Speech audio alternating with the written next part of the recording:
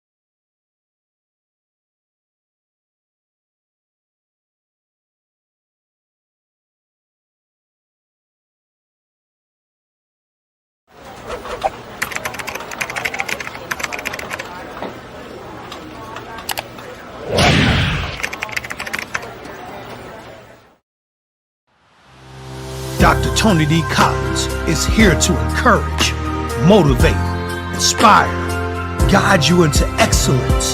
Your success matters. Your dreams matter. Sign up right now with Shepherd One Coaching and become a better you.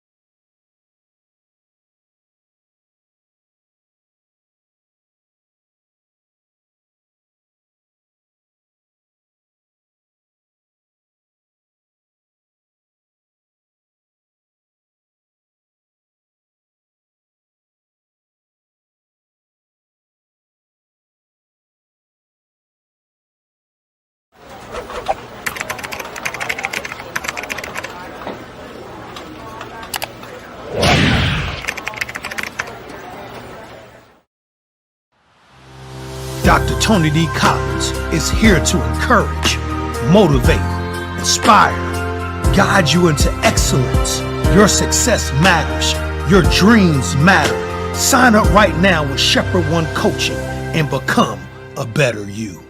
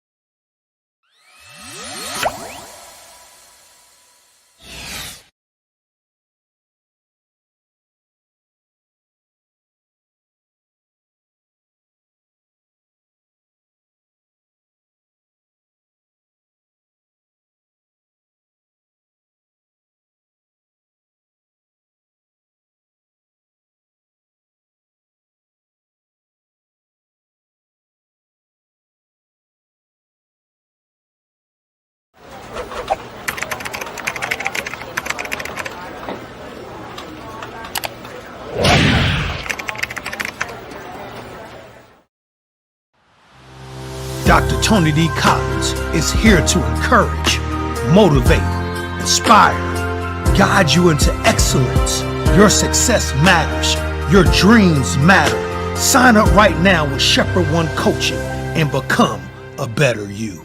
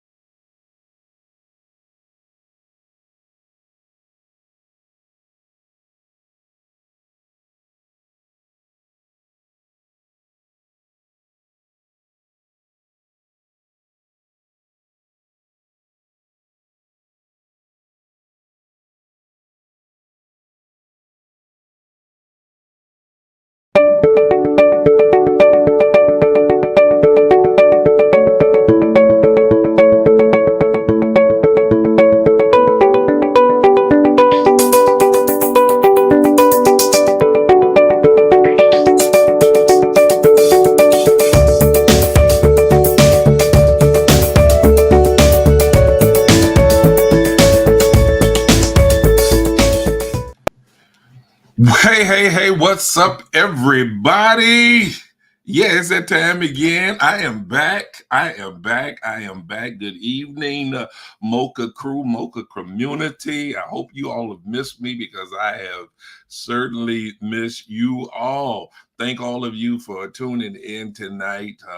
And let me take the time to greet everybody: Adora, Joyce, Toya, Princess, Pam, Kathy, Ron, Denise, Tare, Vonda, Rochelle, and Antoinette. Good evening to each and every one of you all, and thank all of you for throwing up that hashtag Mocha Crew. Those of you that may be joining us for the very first time, you might be wondering what the hashtag is really all about.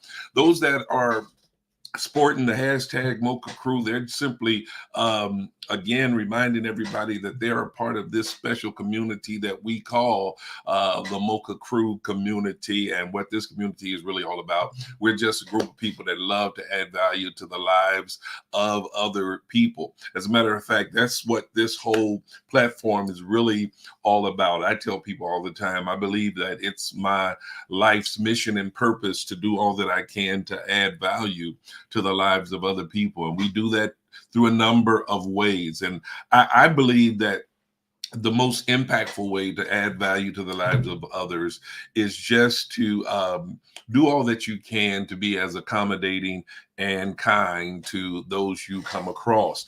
Got to pause for the calls, and y'all know anytime to pause for the calls, something special just happened.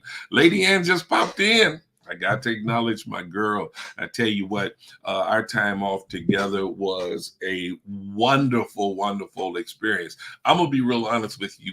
I was really tempted to extend my time off after we returned from our getaway. I almost came back home and repacked some bags, and I started to get right back out and extend this time that we were enjoying together. We had some good rest, relaxation. We had some fun. We enjoyed one another's company. We ate good food. We just had a wonderful, wonderful time. But we know that eventually we have to come back to earth, come back to the reality, and get back to work. And so we're back here again, back in place, doing what we do. And I hope you guys are just as anxious for us to get engaged tonight and moving forward as I am for us to be engaged. I've got something really, really, really, really special planned for you all tonight. And so if you will, take the time to send the link to someone else, a friend, a family member, a coworker, a neighbor. If you're bold enough to, send it to your enemy and invite them to share in on this Mocha Moment session, because I truly believe that tonight's session is going to be a special, special session. It's going to be for me, because actually I have a very, very, very special guest lined up for you all tonight. And I hope you all are ready to stay tuned and ready to be engaged as I bring on my special guest tonight. Let me tell you a little bit something about my special guest. For the past 18 years, me and this individual have been hooked by the hips. Special person. She has a number one spot in my life, if you don't mind me saying it like that. My little homie, my roadie, my ride or die, my girl, and to a lot of you all, she is not a stranger. So at this time, I want you all to be sure and take the time and intentionally give a nice Mocha Moments welcome to my ride or die, my number one, my girl, the girl of girls, in the person of, y'all know her, my grandbaby, my granddaughter, Taylor Cobbin. Hello. Yeah. Hey, girl, good evening. Good evening to you. Let's get you lined up in this picture just right. Here we go. There we go. Girl, I'm so glad you decided to join me tonight. Thanks for having me. This is so special. This is so special. I tell you, I couldn't I couldn't be more delighted with having you here tonight. And I know that my Mocha crew, my Mocha community, they're glad to see you as well. Those of you that are members of Canaan, y'all know Taylor. Taylor been around, and y'all know I talk about her all the time. And for those of you who are not members of Canaan but have heard me talk about our granddaughter, this is the person that I'm talking about all the time. I'm gonna get her to lean in toward me because I want you in the. There we go. There we go. You know, this is the person that I've been talking about all these years, and I tell you, been a real blessing to myself and Lady Ann.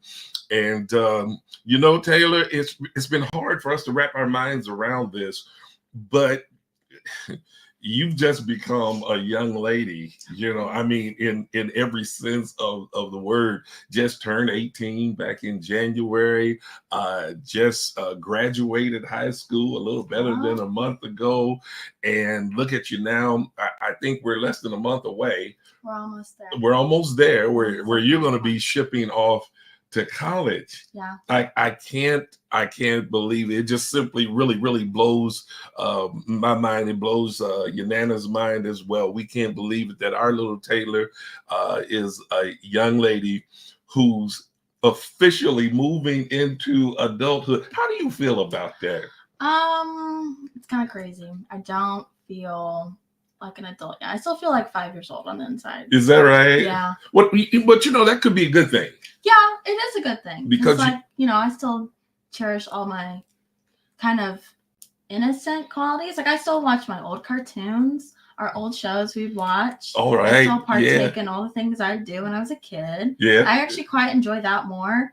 I don't want to pay bills. I don't want to do that. You are your grandfather's granddaughter for real. Yeah. You belong to me for real because I am the same way. I tell you, I understand you saying all those things about the things that you're still attached to, the things that you loved about the old school cartoons and the old school shows and some of the things we used to watch together. Because you and I were TV buddies a lot of times, and sometimes I got in trouble for allowing you to watch certain things with me, like late at night. Yeah, Forensic Files. I would watch what was it on TV One? Fatal Attraction. Fatal Attraction. Before bed, before school the next morning. Yeah. Well, wait a minute. Now you remember our favorite? It wasn't. Oh, it was Law and Order. Huh? Was Law and Order? Well, Law and Order was at the top, one. But how about Swamp People? Oh my gosh, Swamp People! I watched that. I actually when I was in California, it came on, and I was like, oh my gosh, unlocked memory. Okay, that was a fire show. Do you remember what we used to do all the time when it would come on? We would. Was there the first song? Remember? Yeah, I do. That's a good show. That's a good show. That's a good one. And those of you that have never seen it before, Swamp People are these. They watch alligator hunters, and they go out and actually hunt alligators because the alligator population grows so rapidly. And I think they sell them to people. Like meat. They sell them to like stores or something like that. Yeah. They actually get money based on how much they weigh and how long they are. But we used to do that kind of thing all the time. Those are some wonderful memories that I think you and I are going to be able to share forever. Yeah. And your Nana used to fuss at me and say, why do you have her watching this stuff? It was good. It was good. TV. Hey, it was also educational. It was, actually. Yeah. It was really educational. Now it's ironic that you and I used to like to watch the crime shows, the crime documentaries, and all of that. Tell the audience what that has resulted in. It's resulted in me majoring in criminal justice. I'm at the moment doing some work for a company out in Arizona where I help juveniles in detention centers, and it's kind of like they do rehabilitation modules, and I kind of help them through their modules. And then, of course, I'll be doing criminal justice at Arizona State, and then I'll go on to be an attorney. Your mom just popped in. Hi, Mom. And she puts in the comments, SMA, shaking my head, Paw. Yeah. Hey, don't be hating, Shanna. You know this is my girl. You know we do what we do. But I'm telling you, I'm really amazed at how you have developed, and now you're entering into adulthood. And you mentioned some of the apprehensions you have about adulthood and everything.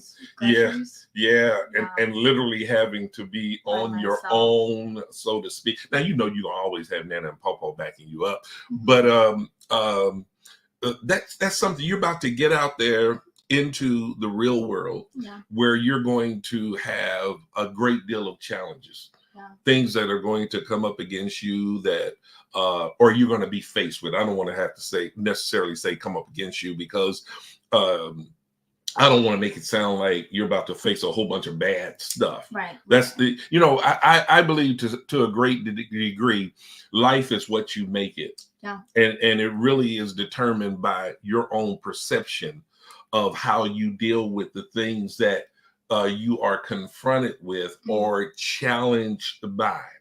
Now, one of the things that a lot of people may not know about you, and is that your athletic side.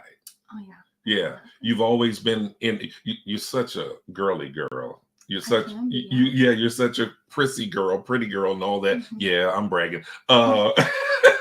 But you are very athletic. You love to participate in athletics. I know that you've played basketball. You've played baseball. Softball, yeah, that's what I meant. Softball. And you ran track. Yep. In high school and all of that. So you know what competing is really all about. And to some degree, life can be presented like a grand competition event. Yeah. Where you're always up against something, but one of the things that I wanted to kind of talk about tonight, and this was the topic that I kind of introduced to the audience, and I'm introducing it now, is having the mindset wherein you refuse to be defeated. I think that is so very important as you begin to navigate through certain things in life, because if you ever get to the place where you feel like that you're defeated, if you let that mindset set in, then your progress is going to stop dead in its tracks. You'll never be able to get anything done. So, you're a young lady. You have fresh thoughts, fresh ideals. You're very philosophical in your thinking a lot of times, because that's another thing that I appreciate about our relationship, is how we can engage in very philosophical conversations. It's not always fun and games, but sometimes we get engaged into some very deep subject matters, and we begin to kind of flesh those things out. And I'm always intrigued by the young wisdom that you possess as a young lady, because I'll be honest with you, for me, it feels like at times it's very hard to find young people within your generation that possess the kind of wisdom necessary to be successful in life, or to navigate through life in a way that's not so difficult for them. And so here's what I want to ask you right from the start. And I'm not looking for a right or a wrong answer. I'm looking for your answer in that. How would you define defeat? Defeat, I would say, could be defined. It can be defined in a lot of ways. It can be defined as like failure, obviously, or defeat can mean maybe you're not getting something that you've like worked really hard for, and you feel defeated, almost like you feel like your progress just like goes away. Defeat could also be, you fail, like you just didn't get that thing. Defeat could mean a lot of things. I feel like emotional defeat though gets a lot of people more than like actual defeat, if that makes sense. Emotional defeat, especially in my experience, that really eats you up. I think more than the things that I've lost hasn't really meant more to me than like the emotional defeat. Because emotional defeat is like, that's a wall you have to climb over, or you can either sit at the wall. So that's kind of how I would define defeat. That's very good, and I agree with that wholeheartedly. As a matter of fact, I think that was a very thorough explanation as to what defeat looks like for you. But one of the things that came to mind when I was kind of considering what I was going to talk about, something popped up in my mind that, and I asked myself the question: is defeat more external or is it more internal? I think it's more internal. It's more internal.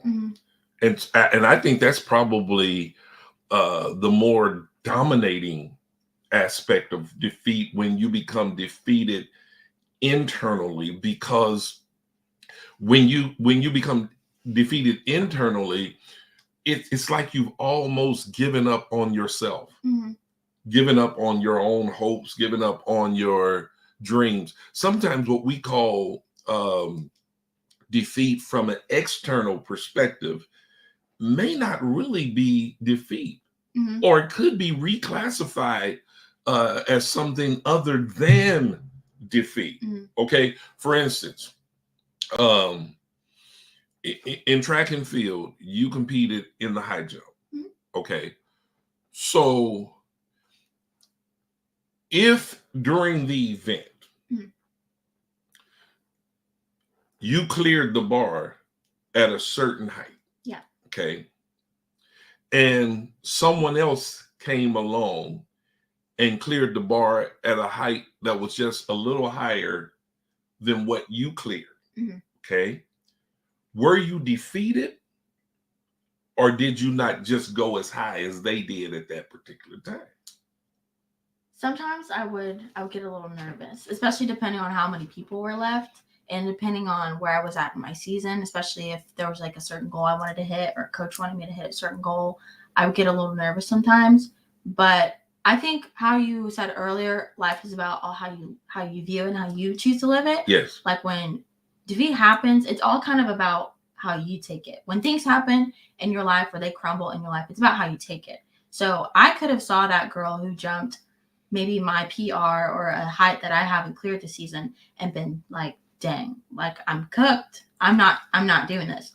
But what I chose to do instead was I took it on as a challenge. And it fired me up because I was like, you know what? I'm going to get you, girl. I'm going to get you. Okay. And so, and a lot of times when it's all about your mental. If you change your thinking, changing your thinking truly changes everything. So I would just change my thinking. And sometimes I feel like scared for a second. And then I remind myself, you're here because you can do it. Coach isn't going to put you in a meet because you can't do it. So act like you know how to do it because you know what you're supposed to do and do it. And I would do it. Well, now I can remember one particular meet that you participated in. I think it was out in Ray-Peck, I want to say. Okay. And you didn't win your event, but you cleared a height that you hadn't cleared before. Yeah. And you came away really excited. Yeah. And you said, wow, I had never cleared that height before. So although you didn't clear the height that your opponent did, you took your ceiling to the next level. Yeah. In other words, you raised your ceiling. And so since you didn't walk away with the ribbon from that event, right, I look at it like this: you weren't defeated because you achieved something that you had never achieved before. Yeah. And here's my point. My point is this: a lot of times people allow themselves to feel defeated despite their accomplishments. Correct.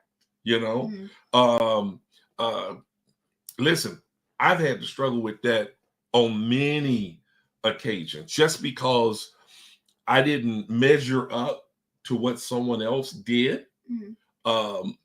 If I did my very best, and things worked out good, but not as well as I expected, Mhm. I learned that I wasn't defeated, Right. but now, just like you mentioned a second ago, Mhm. I raised the bar on myself. And I think that's what a lot of people are pretty hesitant to do. Mhm. What would you say with regards to that? I do agree that people get stuck in their external defeat without finding. I feel like there's good in everything, even your quote unquote failures. Did you do your best?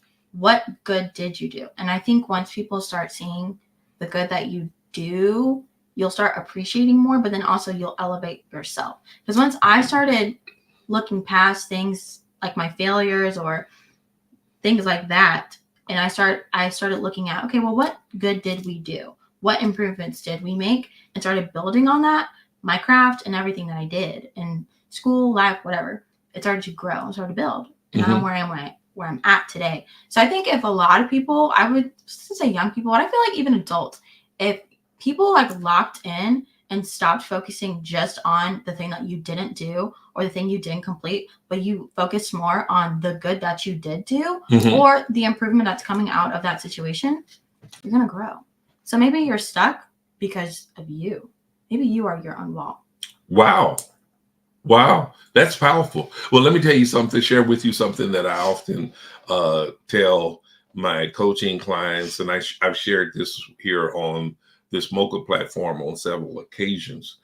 I truly have adopted the principle that I don't necessarily have failures in life. I have experiences wherein lessons are learned. Agreed. You know, I've definitely already reached that point where things that go wrong, I more take them as lessons and experiences that I can grow on further. Wow. Well, you're way ahead of where I was at your age in my life, because to be honest with you, I just discovered that principle or started to embrace that principle when I probably turned 50 or so, you know, and with a lot of people, they would consider that being very late in life. But this is one case wherein we're saying better late than never. Yeah, I agree. It's always better to learn a lesson, embrace a lesson, regardless as to what stage or what season you are in life, rather than never learning anything at all. Yeah. You know, so I think my primary message to everyone tonight would be that you refuse to be defeated. Yeah. Be that person that becomes determined to refuse to be defeated. Now, I know you embarking upon your college career, you know, I know this is something that you're really going to have to carry. Yeah, but I think I'm more motivated by the fact that I know that I worked really hard. It was applying was a really big step. It was actually so funny. I did it late one night. It was like almost 2:00 in the morning. And I was like, you know what? Life was lifing, as people say. It was lifing. It was lifing. And I was like, you know what? I'm going to take a leap.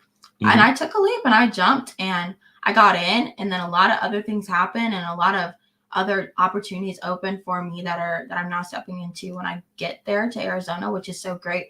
And I think a lot of people have to find a way to step into their defeat, because when I say that life was lifing, things were not great at the time for me. And I could have easily said, you know what, I'm going to sit and sulk and I'm going to be upset. But I created actually a new rule for myself. When things happen, I can be upset about it for a day, but after that, we got to get up and keep moving. Because if you sit on things too long, then you're going to, next thing you know, you're sitting on it for 6 months, a year, 10 years, and now you're behind. Not behind on life, but you're behind on the growth that God has placed on your life. You know what I'm saying? So are you sitting? Some of you guys need to get up. Get up. Get up and move. I think that's what I really learned my senior year is when I got up and moved, I saw that God moved in my life. And so that's honestly my encouragement. Get up and move. get up and move. If there's a thing you've been wanting to try or something that God's placed on your heart, but you're like, oh, I don't know if it's my time. If God said it's your time, then it's your time, boo. Get up. Get out of your seat. It's time to move. I knew that when I applied and I got in, I knew that was my time to get up and move. And I just kept going. And people told me, oh my gosh, it's so far. You're going to miss your family. You're going to do this. You're going to do that. People try to scare me out of going out. But you know what? I know that God's with me. And this is where I'm supposed to be. This is the one thing in my life where I know for sure that this is what God has told me to be. So I can either step away and be scared, and I can stay home and go to a great university here and be close to my family, which I'm going to miss you guys a lot. By the way. Or I can take a huge leap. And I'm taking that leap and I'm jumping and I'm going to stick it and get a 10. Well, I've already decided how we're going to handle this time that you're going to be away. I've already put I literally have a stalker. I'm going to have to tell security. Don't let these people in. Oh my gosh. Oh no, first thing I'm going to do is I'll just FaceTime you every day. And then if you don't answer my FaceTime, probably like once, he's gonna be on a flight. That's right. I'm gonna get on a flight and I'm gonna fly out there and I'm gonna stand outside your dorm and I'm gonna holler, Taylor, I know you hear me. And everybody in the dorm is gonna be saying, Taylor, there's this crazy guy down on the line that's hollering for you. I have no idea who that is. We should go call campus security. You would look out the window and start screaming and with great joy and just run down it, yes. And jump into my arms like you did when you were 2 years old. Yeah. Mm-hmm. But you said something very interesting that I very seldom hear seasoned saints say, and that is, you alluded to your confirmation of things. You're being affirmed that you're on the right track when you've heard God, or that God has spoken and saying, this is it, this is the direction, this is the way. Okay. Mm-hmm. So share with us, if you don't mind, how that confirmation for you is manifested. Sure. I think a lot of my confirmation from God comes from either I have a lot of these dreams that will happen and I'll kind of I'll remember them and they look like kind of like moments that I'm in or like whatever, I don't know. And then it'll actually happen like a year or up to 2 years later. Mm-hmm. So, the moments will happen and then my brain will remember, oh my gosh, we dreamed about that. That's kind of how I know, okay, we're supposed to be here. And, I'll pray about something and then I'll read my Bible and then God speaks to me exactly in the reading. And I'm like, oh my gosh, you're funny.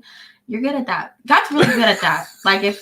He's really good at that. You pray and you open that. So maybe that's what you guys need to do. Open up that book, open it up. And it's right there. Mm-hmm. It's literally right there. And that'll be I'm like, oh my gosh, you're so funny. That was really good. I just prayed about this. And he's like, I know, because I just gave it to you. So that's really cool too. I always pray in my head all the time too. I pray all the time. I pray that verse says, pray without ceasing. Yeah. I've done that a lot more lately and God speaks to me a lot more. And then of course, sorry, puberty's hard. I think it really is. Sorry. That other verse, I can't remember where God says, don't babble like the Gentiles do. Oh. And, how they would just say things over and over again. Oh. I think a common misconception with prayer is that God wants you to say a lot of fancy words, when in actuality, it's like a conversation. So exactly how I'm talking to my grandpa right now is exactly how I talk to God. I just say everything and everything, any and everything. I talk to him like one of my friends, mm-hmm. truly. Mm-hmm. And I'm like, girl, this happened today. I do that with God. He's probably like, don't call me girl. And probably, sorry. You do your popo every now and then. I'm working on it, Right. But seriously, we're just, because I've worked so hard in my relationship, because I really want to grow my wisdom and my knowledge and just my relationship with God. That's just kind of where I got my confirmation from. So when I'm ready, he just gives me whatever I need. And I just trust in that, honestly. That is really, really powerful. And I love how simple you wrote it out. You Mhm. made everything so simplistic. I think sometimes we adults, we traditional religious people, Mhm. we try to spiritualize some things so much that we over spiritualize things, and we miss out on the beauty of simplicity, Mhm. which results in God responding to our spirit of humility. Mhm. I think that's one thing that you really have going for you with regards to your prayer and your communication with God. You have such a humble spirit in that you're saying, okay, God, here I am. This is me. This is what I'm going through. And I do appreciate how you do things. It's kind of funny at times. That's really a spirit of humility and not necessarily of arrogance, because it sounds like to me that even during your toughest times, your times of your greatest adversity, you are broken enough to go to God, not complaining, but rather confessing. Yeah, I do a lot. Like I just sort of say like, hey, this is what's going on right now. Mhm. And I tell God how I feel. If I'm like, I'm angry, I'm upset, or I'm happy, or whatever. I think it's really important to be vulnerable with God, because if you're not, then what are you doing? I feel like that's the entire point is he's there for you to be vulnerable with him. And so if you're not, you're kind of missing out. You're almost blocking your own blessing. So I do that a lot. Mhm. But I always at the end of my kind of confession is I give a lot of thanksgiving. What I do all the time in prayer, I spend probably more time being just like, oh my gosh, God, thank you for this, thank you for that. Even if it's simple, I've literally said, God, thank you for this coffee this morning. It was so good.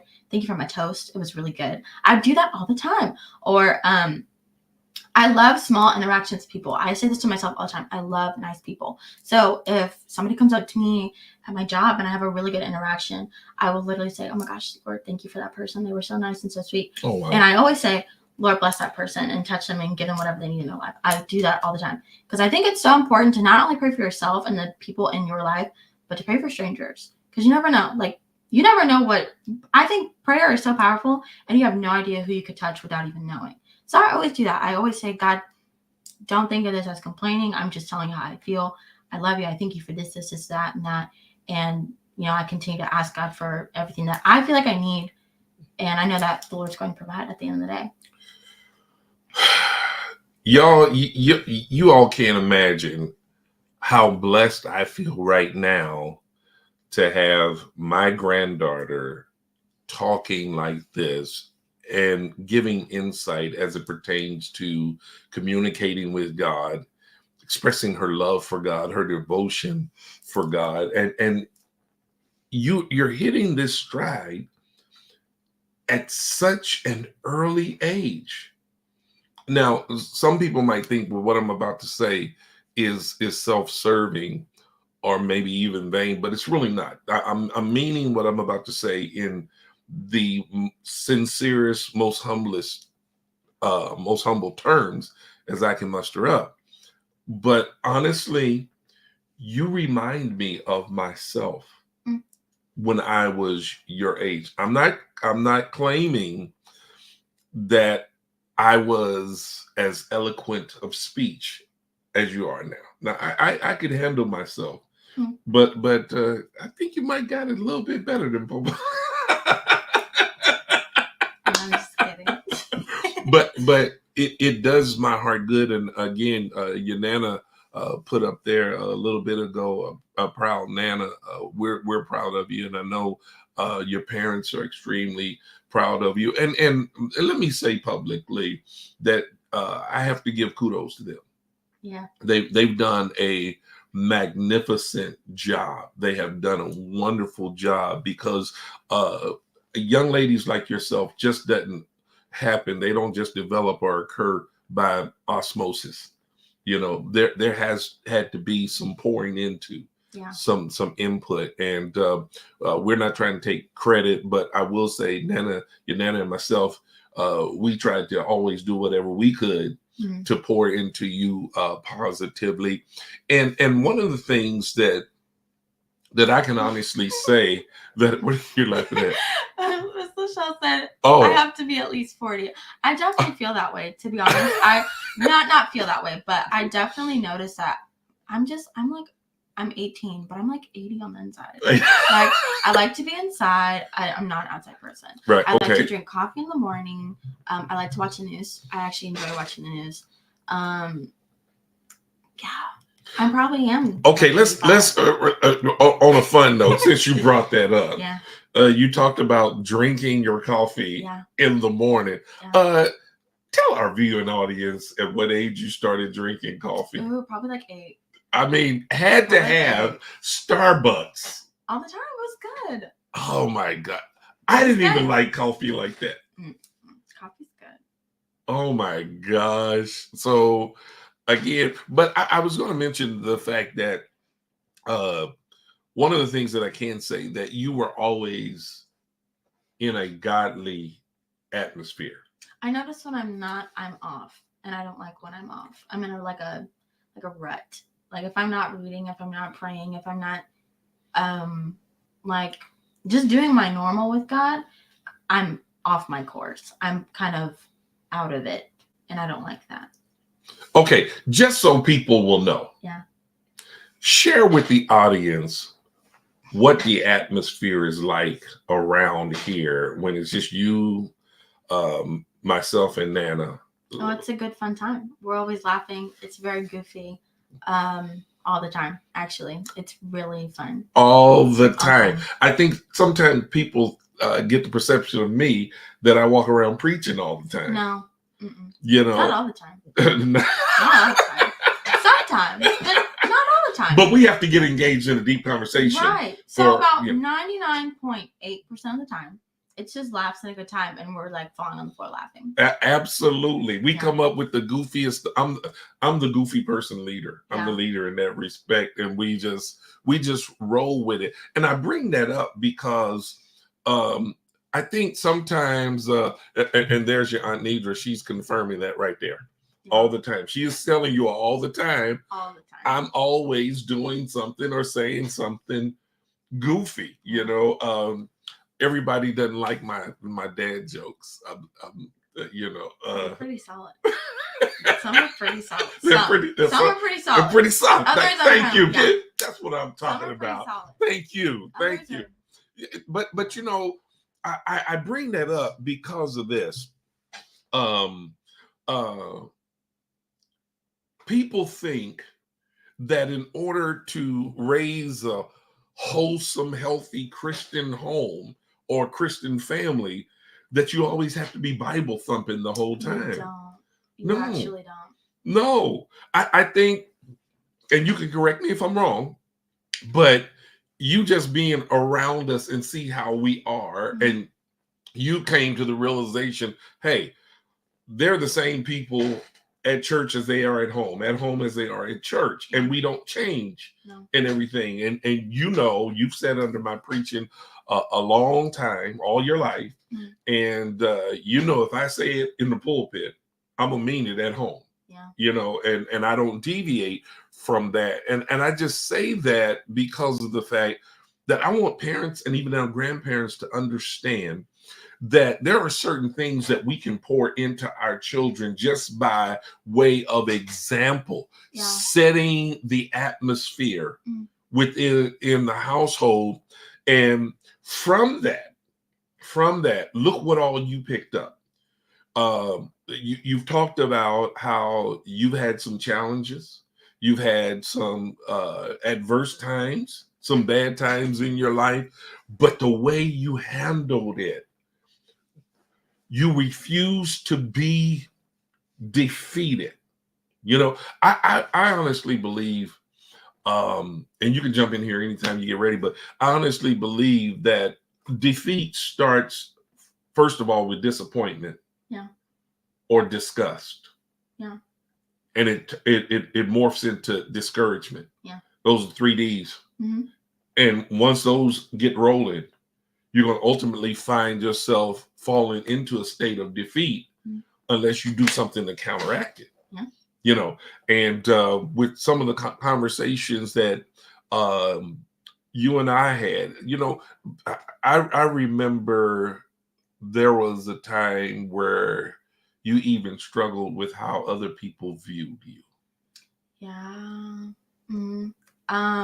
Yeah, because I went to a predominantly white school my whole life at this point. So obviously I'm basically already a target because I look different than everybody else. And you know, everybody can think that they know me and what it's like to be me. And you know, at a young age, it took me a while to figure out that, one, I honestly don't care, and then two, nobody actually knows what I have going on, and I don't know what other people have going on. I don't know what any of you have going on. I don't even know what everything that he's got going on, and that's okay. That's okay. You don't need to tell everybody your business. That's another thing. Stop telling people your business. Ooh. Let's actually unpack that. I learned that when I stopped telling people my business, keep things to yourself. It's actually a really good thing to keep things to yourself. That was off topic, but that's just a thought. Stop telling people your business. Because honestly, some people are plotting on you and blocking your own blessings because you can't block your mouth. Be quiet. Oh. I mean that so lovingly. Oh. Stop. Oh. I say that from experience. Shh. Be quiet. What were we talking about? Oh, sorry. I know. I just had to put that out there. That's been on me. No, that's seriously. amazing. I learned once I stopped telling people my business, because people are plotting. People are plotting. The devil is not just plotting. He's sending people to plot on you, girl. So you be quiet. Yeah. Okay. So, but yeah, it was really hard to struggle with like my identity and being okay with not being okay with being a Black woman, but just being okay with being different than everybody else. But honestly, I had to embrace my differences and understand that my differences actually made me really cool. So once I kind of started loving myself, I was able to love others better. And then, of course, I was able to love God more. So love yourself and be quiet. There you go. Wow. You know, I just don't know. The more I've been knowing you all your life, but the more see, there you go. That's the way we do. That's the way we do. Really? But I'm telling you, the more that I sit and listen to you talk, the more inspired I even become, you know, from hearing you. Number one, it affirms for me once again that a hope in a younger generation, because there are some hidden gems in the younger generation that haven't been exposed yet. People like yourself, and people need to hear young ladies like yourself in this season of your life as a young individual who's battling with, confronting, engaging with everything that goes on in society now. And I must say, I believe, I will say this, I believe that this generation has a lot more to deal with than our generation. When I was coming along, we didn't have as much. Now we had our issues, we had our problems, we had our challenges, but there's so much more that you all have to deal with and be confronted with at a much earlier age. And if that foundation isn't solid, if that foundation isn't what it should be, the entire life can crumble in on that foundation. But I'm hearing you share this wisdom that obviously came from God. Yeah. You know, and I will say this, and again, I hope anybody doesn't take this as me trying to take credit or me and your Nana trying to take credit, but I will say this. I know me and your Nana prayed constantly over you and for you. I'm telling you, listen, I don't want to get her started because she constantly stays in prayer for your covering and your blessings and the favor of God being upon you. And I do as well. And to see God's favor but manifesting even more so upon your life, it's so encouraging. And really, I want every parent, every grandparent to know that such is possible for all of our young people if we as parents and grandparents would just commit ourselves into commit ourselves to being and doing what we're supposed to do and be. Mm. If we would set the constant, steady, excellent example, then there's greater hope for our children. Yeah. You know, once again, Yanana's confirming what I was just saying about how we've covered you in prayer, but I'm telling you, most of your development, it's been on you, and it's been a blessing. What else do you want? I think we got about 10 minutes left. Anything else that you want to throw out there to our listening audience? You know, stay encouraged, be blessed. Back on the whole foundation thing, it's somewhere in Matthew, I believe, where Jesus says, if your foundation is not on me, it's like building a house on sand. Oh it's my going to gosh. crumble. If your foundation is not Jesus, girl, you better build that foundation. But don't build it on material things, substances, relationships. If it's not with the Lord, that foundation is not strong, my dear. Seriously, and I speak to that from experiences and just watching other people, where I have people in my life where I see them trying to build foundations on things that are not going to work out. And I've told them everything. I've said, keep things private, do this, do that. And their house is sinking. But I know that I'm where I'm at because I started building my foundation on the Lord, and the house that was in the sand, it's now right here.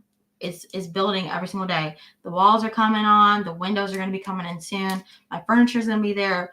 Lights, gas, water. It's coming. You just have to be encouraged. You just have to focus on God. You have to listen. You have to listen and obey. You can't just listen. You got to obey. That's somewhere in the Bible too. It says if you know right from wrong and you still choose to do wrong, girl, what's the point? He didn't say that, but it's something like that. You know what I'm saying? So you got to listen, and you also have to follow direction, which is, I will say, that's something I'm trying to figure out right now with myself. But stay encouraged, be blessed. Yeah. You know, most of the times I try to interact a lot with the comments that's coming from the chat room and everything. Your Aunt Nidra said, preach, girl. Yeah, we love our Taylor. But I've been so captivated by the things that you've been sharing. I've been looking up and glancing at the comments, but I didn't want to miss this and capturing everything that you're pouring out tonight, because this is really, really, really blessing me. It really is. And I know that if you can bless me, in the manner that you're blessing me, your Popo, who's been in ministry most all of my life, been preaching for going on 41 years and been pastoring now for 32 years, but yet to have my granddaughter from my lineage, from my seed, to come up behind me and be able to pour into me and be a blessing to me, that words can't express how grateful that I am to God for what he's doing in your life. And I want to say this, I want to go on record tonight, July the 8th, 2024, 7:54 p.m., that if you continue to live your life based on the principles that you've embraced from the Word of God, trusting God as you do now, maintaining and yet building upon. And I love the way you put it, that analogy about how the house is coming together, the walls are up, the windows are about to go in, you're going to be having your furniture in it. That was beautiful. I love it. That, it just speaks to me. That's just describing the fullness of life. Yeah. Everything being full, complete, lacking nothing. If you can continue on this trajectory, the spiritual trajectory that you're on, then I can't even imagine what God is going to do with you. You know, I think you're primed right now to be a blessing to other people. And I'm not even going to just confine it to being a blessing to young ladies. Mm-hmm. I'm saying to other people, period, Mm-hmm. regardless as to what their gender, their ethnicity, their background may be. Your cousin Kathy says there will be so many open doors for you, Taylor. Thanks, Kathy girl. Yeah. She's. I'm telling you, I'm just seeing how the comments are just scrolling and going through. Y'all, I'm going to have her back on. We're going to have another conversation like this. I even hate to bring this to a close tonight, but I know we've got to eventually close it. She's right about build a foundation on God and not on other things or people. Absolutely right. That is wisdom on the highest level. And I hope and pray that those of you that are viewing tonight, if this has really been a blessing to you, I want to challenge you to share this link with somebody else. Tell somebody about this. Tell them they've got to view this session. Because I know, again, whoever views this session will take time to sit down and really listen to this. I know this will be a blessing to the viewer. Because again, it's been a tremendous blessing to me. Well, Taylor, again, hopefully before you get out of here and go off to college, that you can come back on and we can do this again, and we'll talk about some other things. And I think the next time that I do this, I think I want to put it out there and kind of advertise it so we can get some more of our young people to tune in as well. So again, I'm so grateful to you. I love you so much. I love you so much. You know, y'all, this is one of the apples of my eye. And I mean that wholeheartedly. Well, y'all, it's been a pleasure tonight. And again, I truly hope that, listen, look what the suggestion is coming in. Sunday morning. Yeah, Sunday morning. Sunday morning. Sure, I'll have y'all out in 20 minutes. 20 minutes. Lachelle says, please do. She has an anointing on her life. Kevin Johnson says, if I had 4 of her in my church. Oh my gosh. So y'all know why I'm always excited about this. And you know, sometimes, Taylor, you know, I have to kind of temper myself because I don't want people to think that I'm just a braggadocious grandfather, you know. I'm just cool. No, I'm kidding. I'm kidding. No. Stop. But and sometimes I have to temper myself with regards to my comments, with regards to you and everything. But y'all can see now why I say some of the things that I say. Members of Canaan, you all have heard me use illustrations regarding Taylor on so many occasions, and now y'all see why. Y'all see where I am coming from. Your Aunt Angie says, I shared it. Thanks for all your insight, Taylor. You're so welcome. Yeah. So thank you all for receiving my grandbaby tonight. Thank you all so much for your comments. We appreciate it. And I promise you that before she gets out of here on her way to Arizona State University, that we're going to come on and do this again. And maybe if we get the right equipment set up there in Arizona, we can do it remotely. We can do it remotely. I like having you here, though. I really do. I'll come back for holidays and stuff. Maybe. I'm just kidding. All right. God bless y'all. God bless you all. Thank you for joining in. I look to be with you again on Wednesday evening. We'll be right back here for Mocha Moments. Don't forget to join us tomorrow at the church for Bible study. Those of you that are part of Canaan Worship Center, love to see you in the house. So get in the house tomorrow night at 7 p.m.